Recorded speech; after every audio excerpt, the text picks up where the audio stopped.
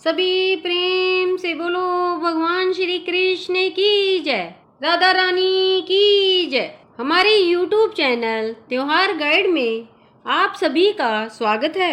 आज हम आप सबको इस वीडियो में बताने जा रहे हैं कि श्री कृष्ण ने राधा से शादी क्यों नहीं की। आखिर क्या है इसके पीछे छुपा रहस्य। कभी सोचा है आपने प्रेम क्या है? कहते हैं प्रेम एक भावना है, एक एहसास है, लेकिन जब यह प्रेम स्वयं भगवान का हो तो यह कैसा होता है। आज हम आपको ले चलते हैं उस प्रेम कहानी में जिसे सुनकर आपका दिल कभी रोएगा, कभी मुस्कुराएगा और अंत में एक गहरी सांस लेकर रह जाएगा। यह कहानी है श्री कृष्ण और राधा की।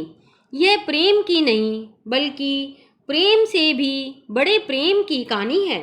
यह विवाह की नहीं बल्कि विवाह से भी पवित्र संबंध की कहानी है। आज की कथा अत्यंत ज्ञानवर्धक और प्रेरणादायक है। कथा शुरू करने से पहले आप सबसे एक विनम्र निवेदन है कि शास्त्रों में कहा गया है कि अधूरी छोड़ी गई कथा दुख और पाप का कारण बनती है। इसलिए इस कथा को अंत तक अवश्य सुनना। और अगर आपको यह कथा पसंद आए तो कमेंट में अवश्य ही हरे कृष्णा लिखकर अपना समर्थन देना। तो आइए बिना किसी विलंब के आरंभ करते हैं आज की प्रेरणादायक कथा। समय से पहले, सृष्टि से पहले, जब कुछ भी नहीं था, केवल पर ब्रह्म था और उस परम ब्रह्म का निवास था गोलोक में। गोलोक वो स्थान जहाँ समय ठहर जाता है, जहाँ प्रेम अपने सबसे शुद्ध रूप में विराजमान रहता है।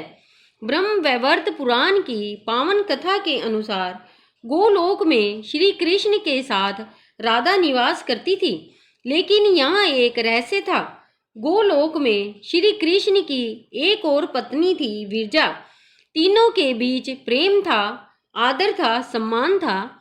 एक दिन की बात है कि श्री कृष्ण विरजा के साथ गोलोक के मनमोहक उद्यानों में भ्रमण कर रहे थे। फूलों की सुगंध, भंवरों का गुंजन, कोयल की मधुर तान, सब कुछ प्रेम में डूबा हुआ था।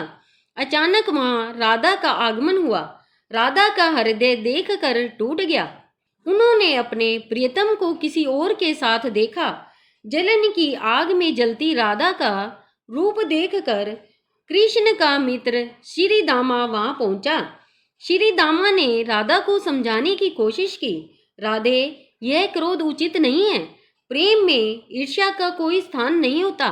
परंतु प्रेम में जली राधा का क्रोध शांत नहीं हुआ। उन्होंने श्री दामा को भी अपने क्रोध का निशाना बनाया। यही हुआ वह जिसने प्रेम की इस कहानी को एक नया मोड़ दे दिया। श्री दामा ने दुखी होकर राधा को श्राप दिया।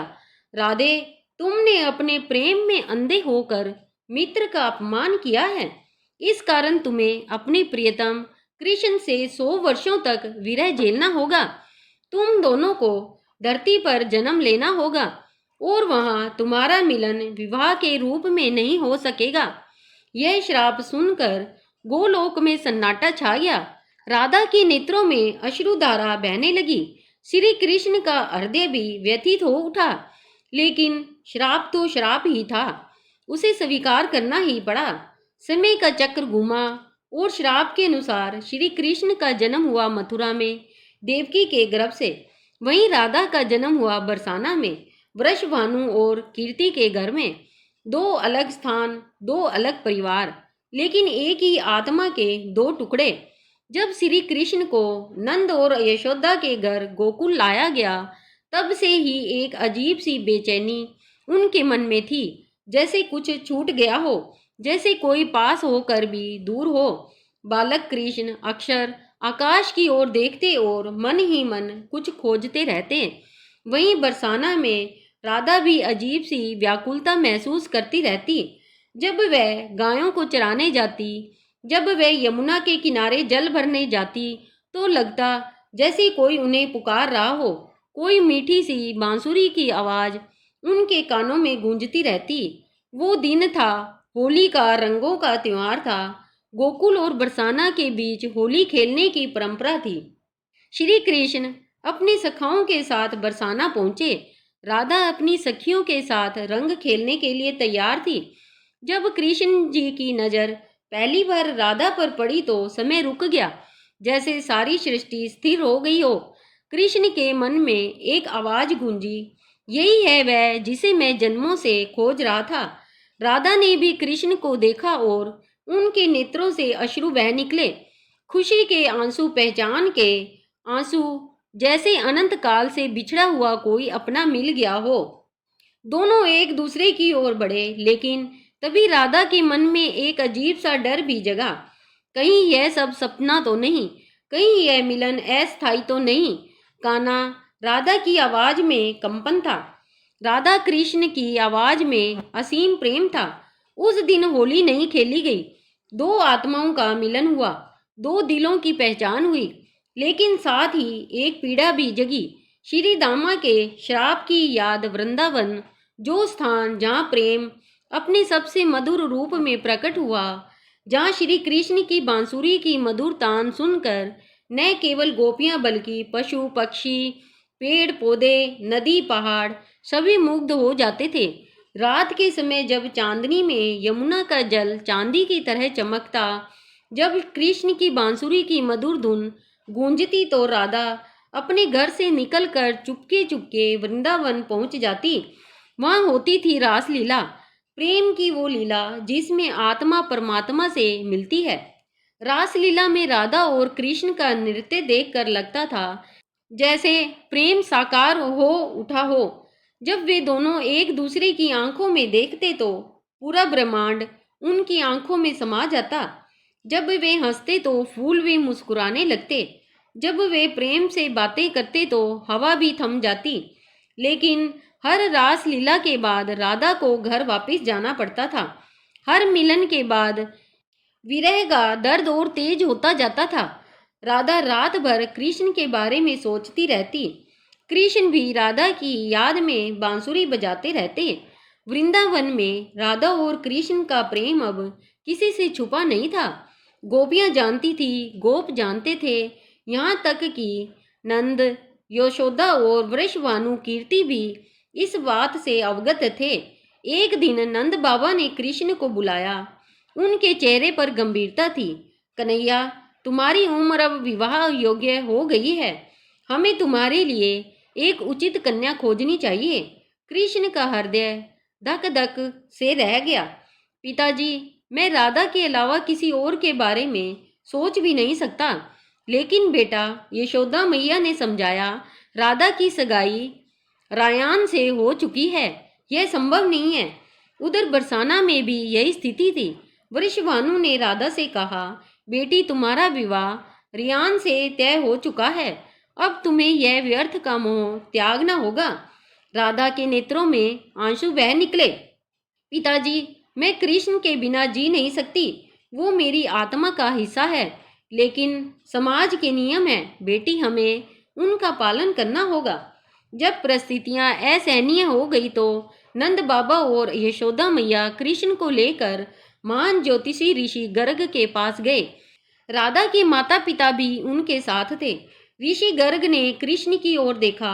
उनकी दिव्य दृष्टि में सब कुछ स्पष्ट था।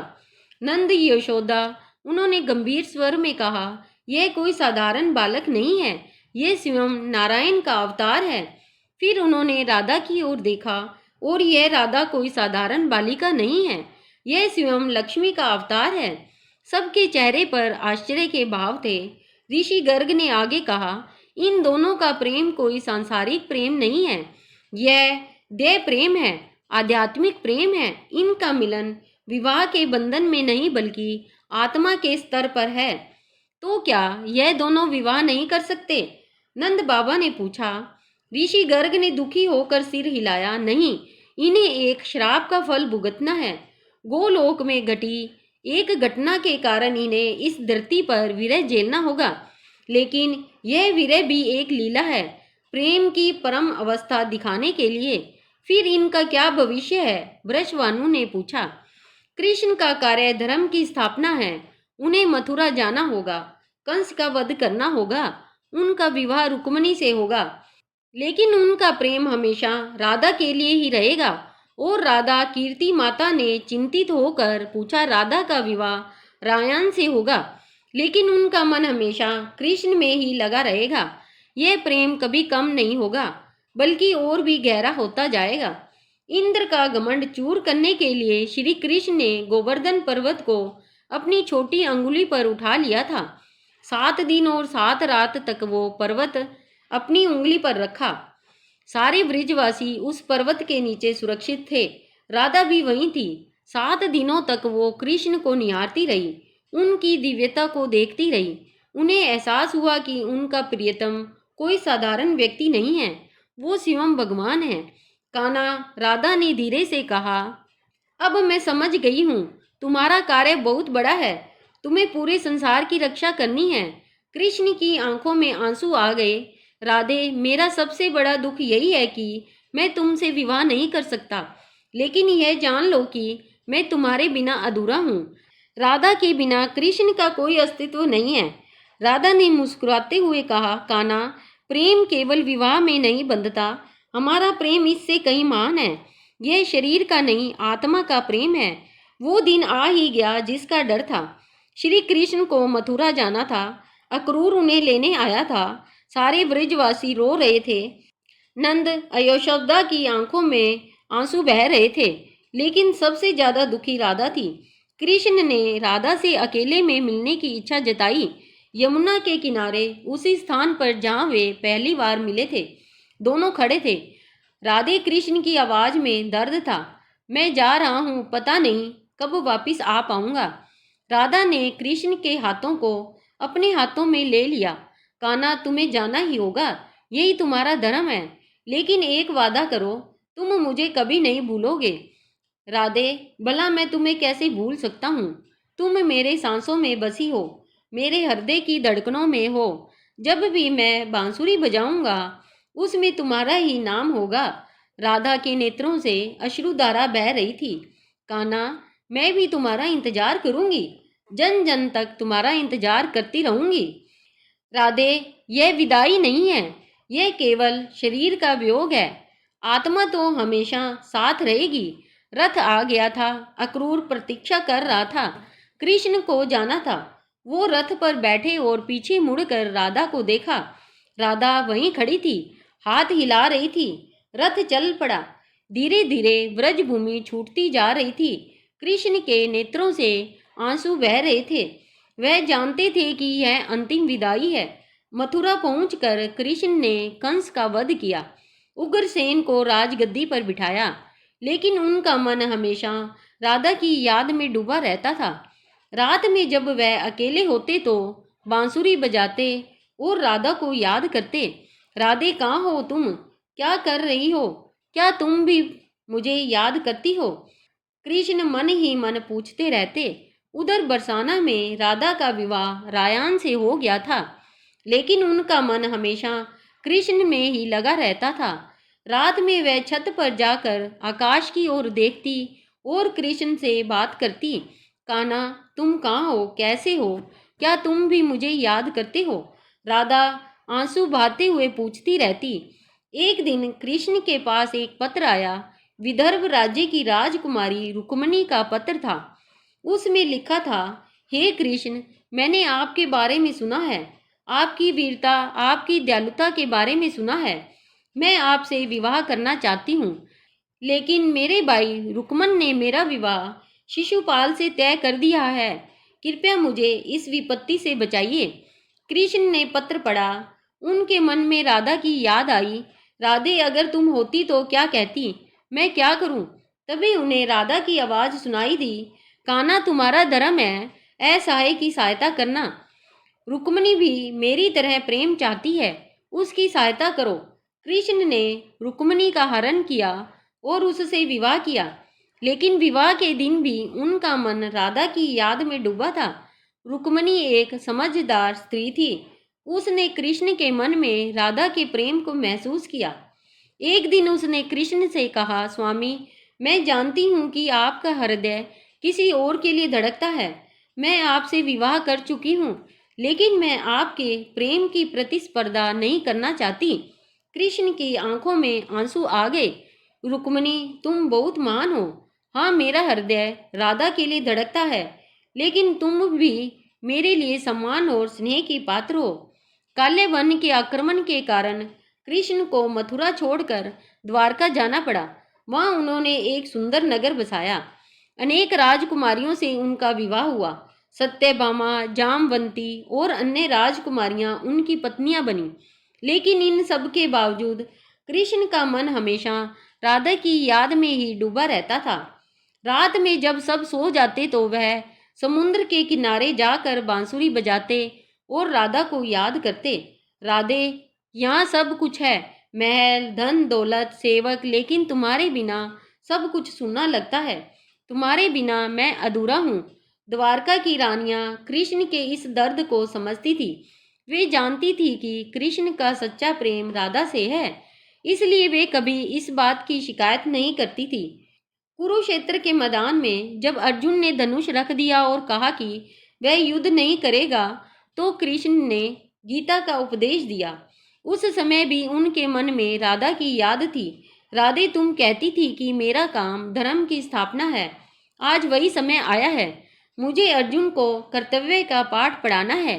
गीता में कृष्ण ने कहा, हे अर्जुन, कर्म करना तुम्हारा अधिकार है, फल की चिंता मत करो। यह उनके अपने जीवन का भी सिद्धांत था। उन्होंने अपना कर्तव्य किया, भले ही इसके लिए उन्हें राधा से दूर रहना पड़ा। युद्ध के दौरान एक रात कृष्ण अकेले बैठे थे। उन्हें लगा जैसे राधा उनके पास आई हो। कान्हा, तुम्हारा यह कार्य धर्म के लिए है। मैं तुम्हारे साथ हूँ, हमेशा रहूंगी। कृष्ण की आंखों से आंसू बह निकले। राधे, तुम सच में आई हो या मेरा भ्रम है? कान्हा, प्रेम कभी भ्रम नहीं होता। मैं तुम्हारे दिल में हूँ, तुम्हारी सांसों में हूँ। महाभारत के युद्ध के बाद एक दिन कृष्ण का मन बहुत व्याकुल हुआ। उन्होंने सोचा कि क्यों ना एक बार फिर ब्रिज भूमि जाकर राधा से मिला जाए। वो गुप्त रूप से द्वारका से निकले और वृंदावन की ओर चल पड़े। जब वह वृंदावन पहुंचे तो देखा कि सब कुछ बदल गया था। वे गलियां, वे घर, वो यमुना का किनारा सब पुराना लग रहा था।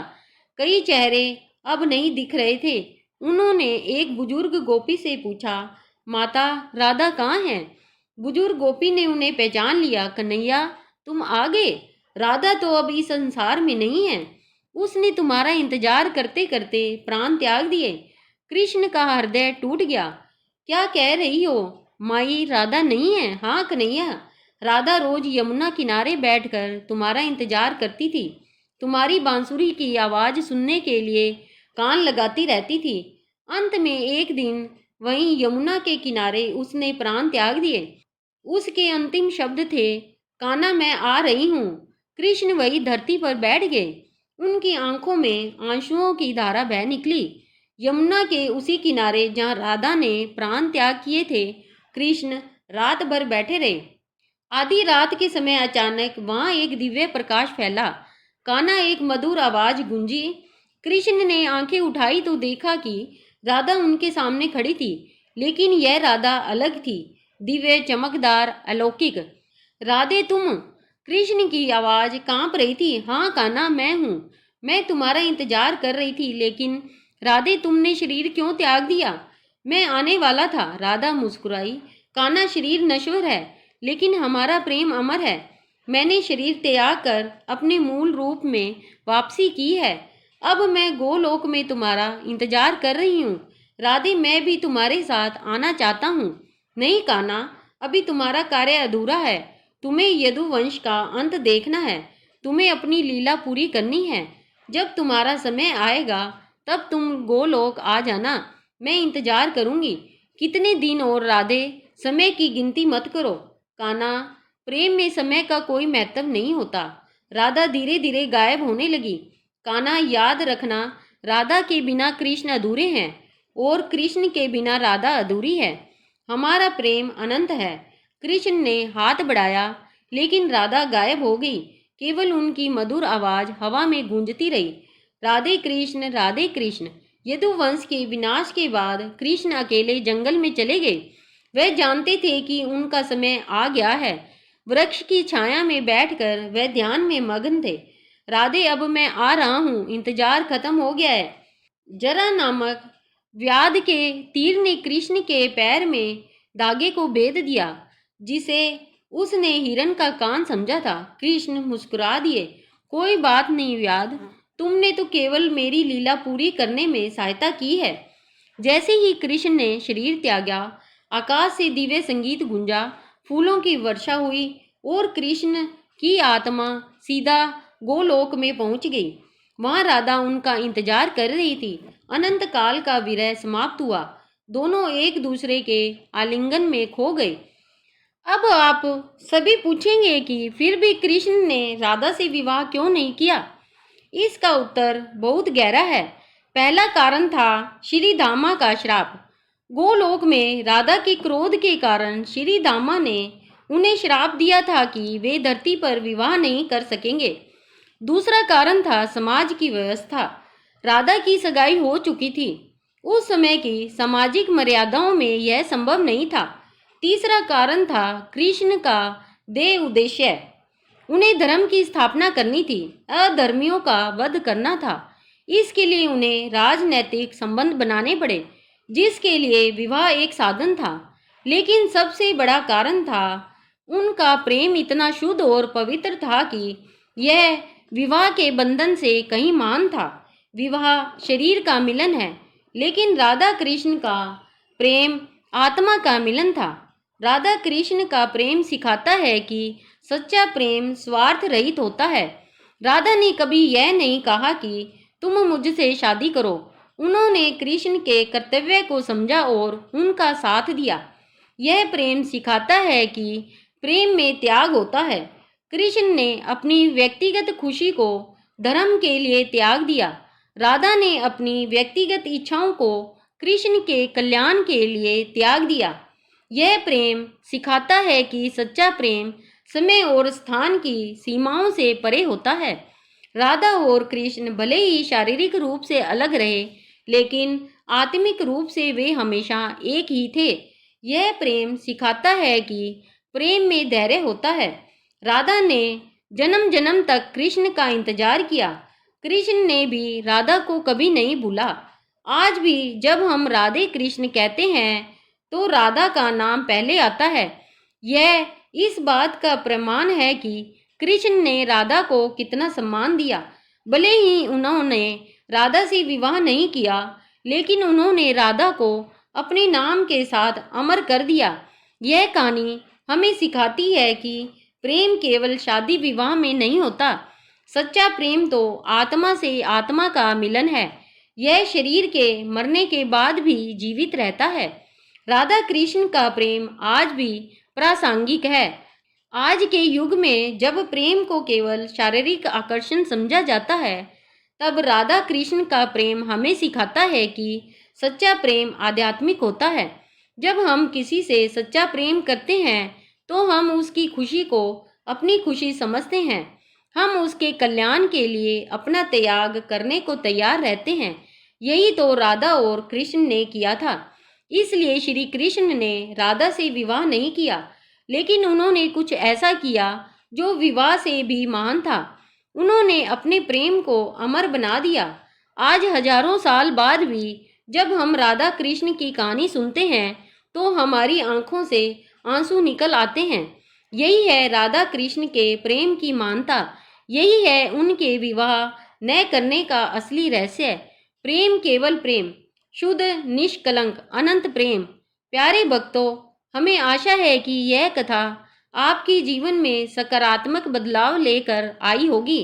कृपया इसे लाइक करें और दूसरों तक पहुंचाने के लिए इसे शेयर करें। अपने श्रद्धा भाव को कमेंट सेक्शन में जय श्री कृष्णा लिखकर प्रकट करें। इस कथा को अंत तक देखने के लिए आप सबका दिल से धन्यवाद। राधे कृष्ण, राधे कृष्ण, राधे कृष्ण।